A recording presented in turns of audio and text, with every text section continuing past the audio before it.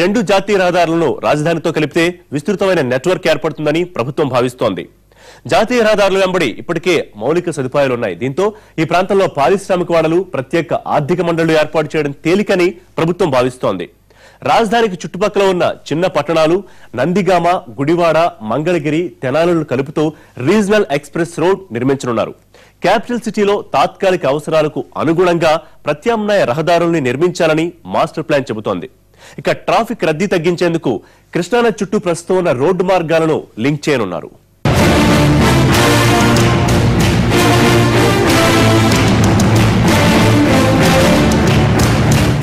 ఇక రాజధాని అంతర్జాతీయ నగరాలతో కలిపేందుకు వీలుగా నగరానికి 30 కిలోమీటర్ల దూరంలో ఉన్న గన్నవరం ఎయిర్పోర్ట్ ను అంతర్జాతీయ స్థాయికి పెంచడంతో పాటు భవిష్యత్ అవసరాలను దృష్టిలో పెట్టుకుని మంగళగిరి వద్ద 5,000 ఎకరాల్లో కొత్త విమానాశ్రయాన్ని నిర్మించాలని మాస్టర్ ప్లాన్ చెబుతోంది. విజయవాడకు దగ్గరలో ఉన్న మచిలీపట్నం పోర్టుతో పాటు వాడరేవును పోర్టుగా అభివృద్ధి చేసి కృష్ణానది ద్వారా సరుకు రవాణా చేసే ప్రతిపాదనలు సిద్ధమయ్యాయి. విజయవాడ, గుంటూరు మధ్య ప్రవహిస్తున్న కృష్ణానదిపై 5 బ్రిడ్జిలు నిర్మించాలని మాస్టర్ ప్లాన్ చెబుతోంది. గతంలో 6 బ్రిడ్జిలు కట్టాలనుకున్న రింగు రోడ్లను 3 నుంచి 2కు తగ్గించడంతో ఈ పరిస్థితి ఏర్పడింది. 2 రింగ్ రోడ్లు, ఇండస్ట్రియల్ క్లస్టర్లను కలిపే రహదారుల్లో ఈ వంతెనలు నిర్మించనున్నారు.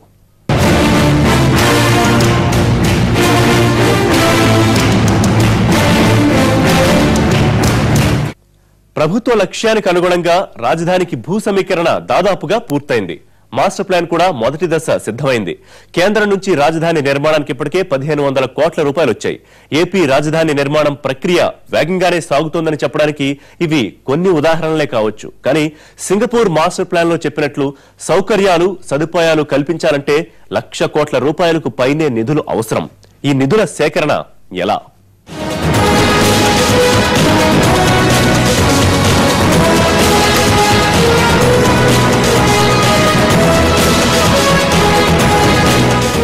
రాజధాని నగరాన్ని ఎంపిక చేయడానికి ముందే మన దేశంతో పాటు విదేశాల్లోని కొన్ని ప్రముఖ నగరాలపై అధ్యయనం చేసిన సర్కార్ ఆయా నగరాలు ఎదుర్కొంటున్న సమస్యలపై నివేదిక రూపొందించింది.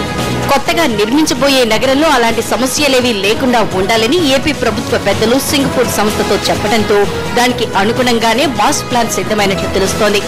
పరిపాలన, ప్రజల నివాసం, పారిశ్రామిక అభివృద్ధి ప్రధాన లక్ష్యంగా మాస్టర్ ప్లాన్ తొలిదశ రూపొందించినట్లు కనిపిస్తోంది. కోర్ క్యాపిటల్ ఏరియా చుట్టుపక్కల ఉన్న పట్టణాల్ని కలుపుతూ 8 జోన్లుగా విభజించిన ప్రభుత్వం వీటన్నింటినీ కలుపుతూ రోడ్డు, రైలు నెట్వర్క్ ను అభివృద్ధి చేస్తోంది.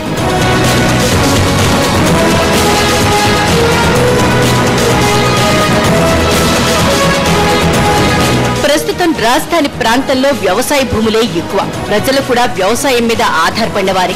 దీనికి తోడు 3 పంటలు పండే జరీ భూములు ఉన్నాయి. వ్యవసాయ పరంగా ఇక్కడున్న పరిస్థితిని కాపాడటంతో పాటు రాజధాని అవసరాలు తీర్చే విధంగా వ్యవసాయ అనుబంధ పరిశ్రమల అభివృద్ధికి ప్రత్యేక చర్యల్ని మాస్టర్ ప్లాన్ లో రూపొందించారు.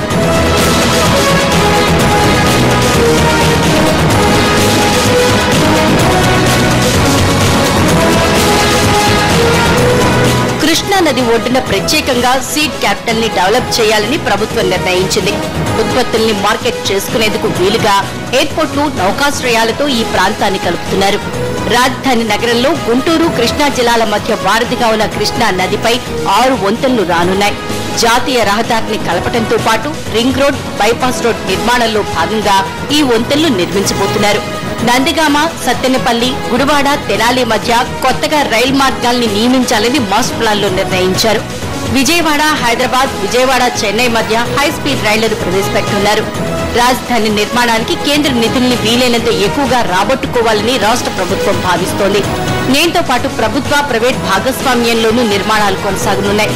మౌలిక సదుపాయాల కల్పన, మాస్టర్ ప్లాన్ అమలు బాధ్యతను మాస్టర్ డెవలపర్ కు కట్టబెట్టాలని ప్రభుత్వం నిర్ణయించింది.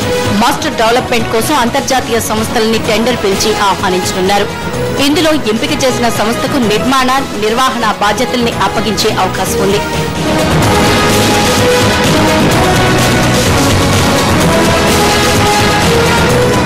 రోడ్డు, రైలు మార్గాలతో పాటు కృష్ణా నదిని ఉపయోగించుకుని రవాణాను అభివృద్ధి చేసేందుకు మాస్టర్ ప్లాన్ లో ప్రణాళికలు సిద్ధమయ్యాయి.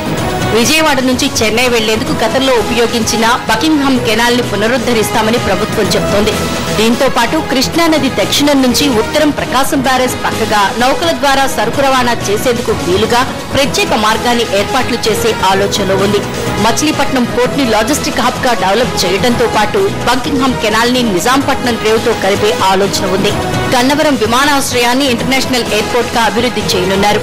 రాజధాని 2వ దశ మాస్టర్ ప్లాన్ లో మంగళగిరి వద్ద 500 ఎకరాల్లో మరో విమానాశ్రయాన్ని నిర్మించే ఆలోచన ఉంది.